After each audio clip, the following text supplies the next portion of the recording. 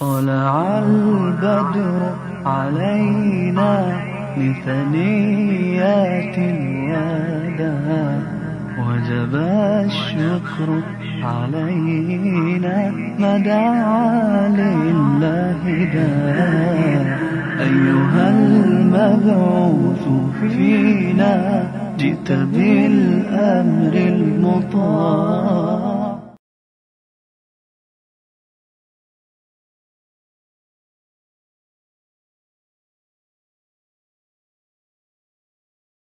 Parce qu'il y a des religions qui portent plusieurs noms. Mais en islam, comme nous l'avons dit, il n'y a qu'une seule religion qui a été enseignée par tous les prophètes. Et nous l'avons dit maintes fois. Mais l'islam, par définition, veut dire la paix. Non seulement il a des enseignements sur la paix, pour promouvoir la paix, garantir la paix, mais lui-même, par définition, signifie la paix. Et comme les mots islam et les mots paix dérivent d'une même source, et l'islam qui veut dire soumission à la volonté de Dieu, ça veut dire si nous nous soumettons à la volonté de Dieu, nous menons une vie conforme à la volonté de Dieu sur le plan vertical et horizontal, nous récolterons quoi? La paix. Et les prophètes de nous dire, dans nos rencontres, les prophètes nous disent, sallallahu alayhi wa alayhi, il dit, As-salam ismun min asma'illahi ta'ala, wadahu Allahu fil ardi fafshu baynakum.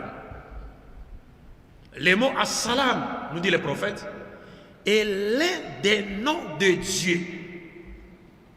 Et Dieu l'a placé sur la terre, l'a révélé aux hommes à travers ses prophètes. Saluez-vous par ce nom de Dieu qui est As-salam. Regardez ça. Et remarquez dans cet hadith, le prophète n'a même pas parlé des musulmans. Il dit que As-salam, c'est l'un des noms de Dieu. Il a donné aux musulmans, saluez-vous par ce nom-là. Hein? Il dit c'est l'un des noms de Dieu. Wadahullahu fil ard. Il l'a placé sur la terre ici. Il a révélé ce nom à travers ses messagers qui nous ont apporté sa parole pour que nous nous saluions par ces mots. C'est-à-dire c'est une formule théophore de salutation qui appartient à toutes les communautés prophétiques qui ont existé sur la terre. C'est très important. Et le même prophète nous dit dans un autre hadith, il dit As-salam qabla al-kalam. As-salam qabla al-kalam. Les prophètes en islam, l'islam nous interdit, à nous les musulmans, de commencer par la parole, s'adresser à quelqu'un par la parole, à son auditoire par la parole, à ses élèves, étudiants, ses collègues ou à un inconnu par la parole, sans lui avoir souhaité la paix de Dieu.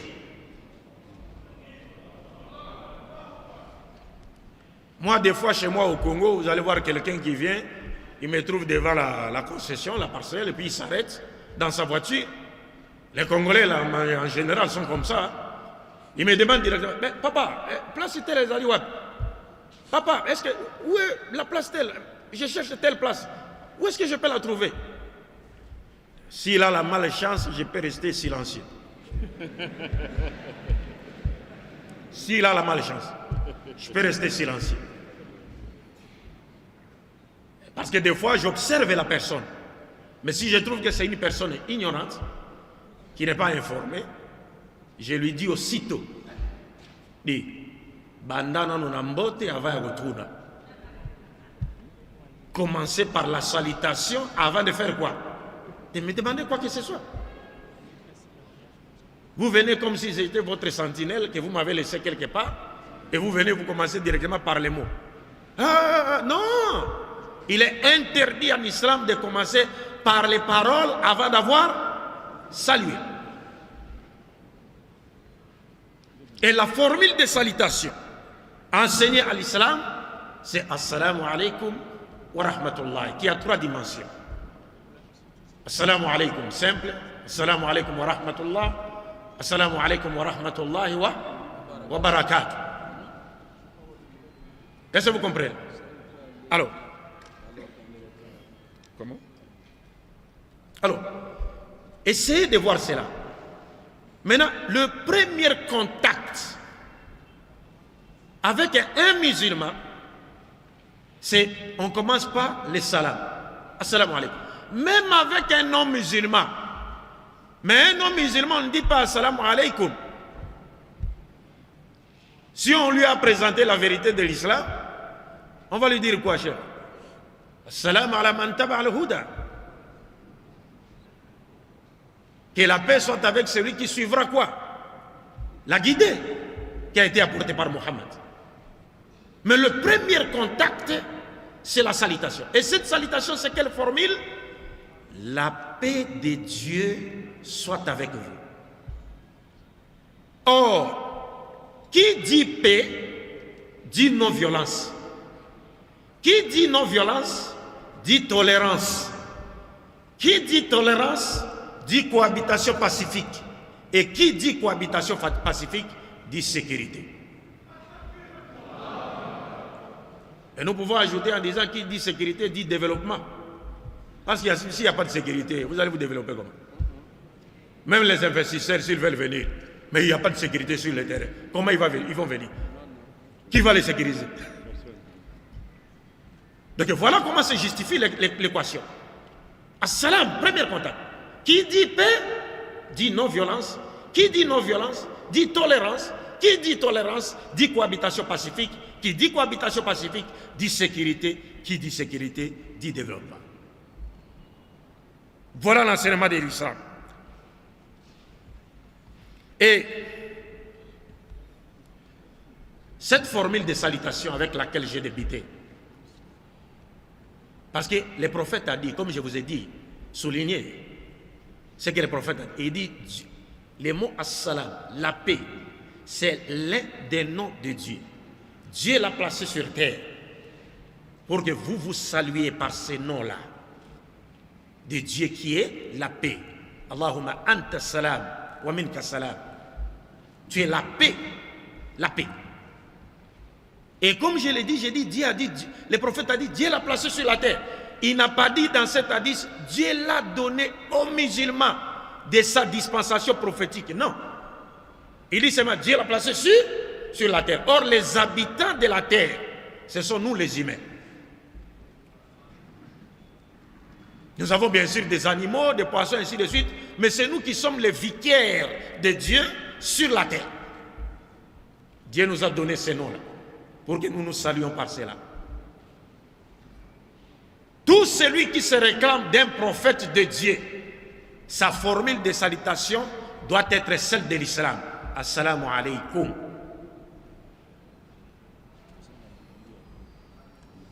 Matthieu chapitre 10, verset 12. Jésus-Christ dit quoi à ses apôtres? Nabi Isa alayhi salatu wassalam. Ça c'est Nabi Isa. Il est venu avant le prophète Mohammed. La paix lui soit assurée.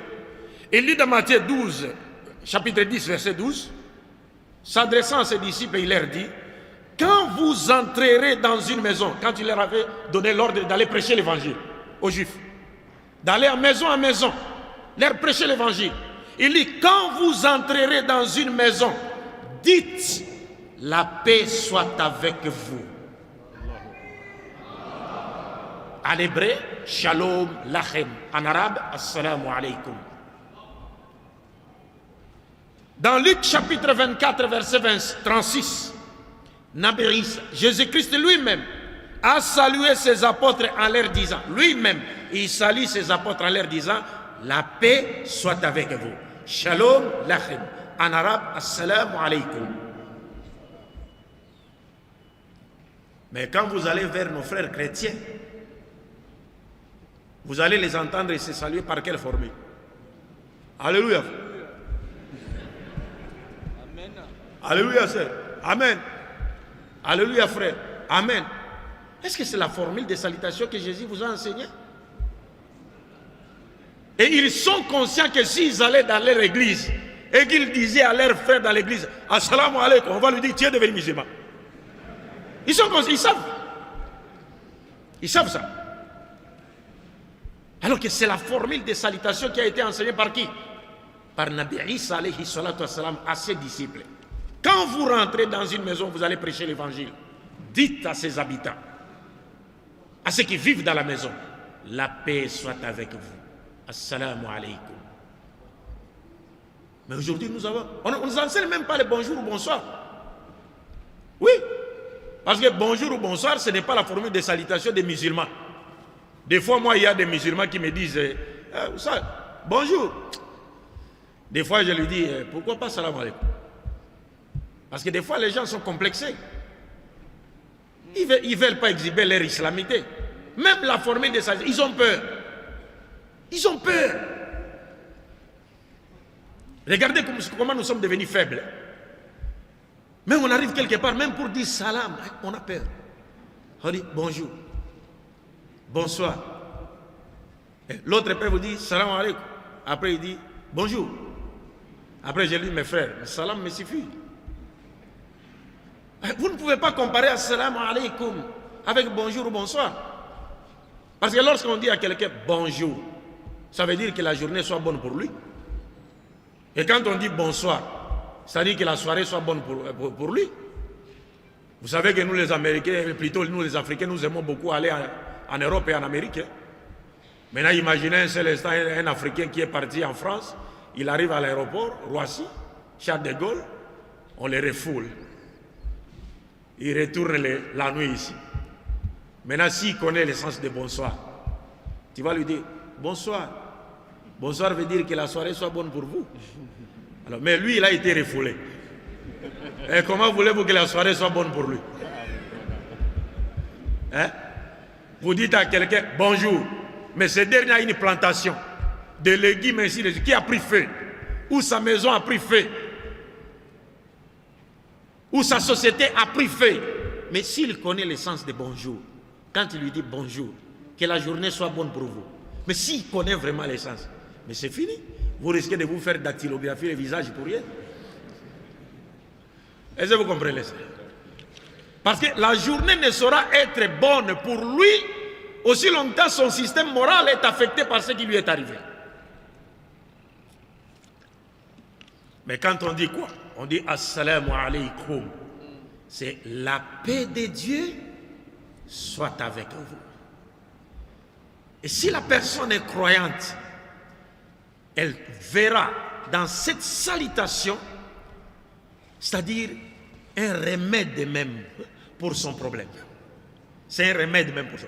Parce que c'est comme si tu lui rappelais qui? Tu lui rappelais Dieu qui a donné et qui a réprimé. Et après, vous saurez comment parler avec lui. Alors, donc vous comprenez qu'à partir de là, chers frères et sœurs, l'islam se définit lui-même comme étant la paix, la religion de paix. C'est pourquoi aussi, dans le Coran, au chapitre 2, Dieu dit aux musulmans, La ikraha fi din. قد تبين الرشد من الغي. إلى آخر الآية. Suivez très bien. Dieu dit, il n'y a pas de contraintes en matière de religion. Car la vérité, l'erreur et la vérité se distinguent à l'œil. Pourquoi l'islam a-t-il donné un tel enseignement? Demandez-vous. Pourquoi un tel enseignement? D'abord, si vous méditez sur ce verset, vous verrez que dans ce verset, il y a une double protection. C'est-à-dire, premièrement, Dieu cherche à protéger le musulman pour qu'il ne soit pas une source d'agression pour les non-musulmans. Est-ce que vous comprenez un peu? Dieu cherche à préserver le musulman pour qu'il ne soit pas une source d'agression pour les non-musulmans, en cherchant à lui imposer sa religion par la force. C'est la première protection, la première personne protégée. La seconde personne que Dieu protège, c'est le non-musulman lui-même. Lorsque Dieu recommande aux musulmans, interdit aux musulmans de ne jamais contraindre qui que ce soit à accepter leur religion par la force, il protège les non-musulmans à subir une agression de la part d'un musulman qui n'a pas compris sa religion.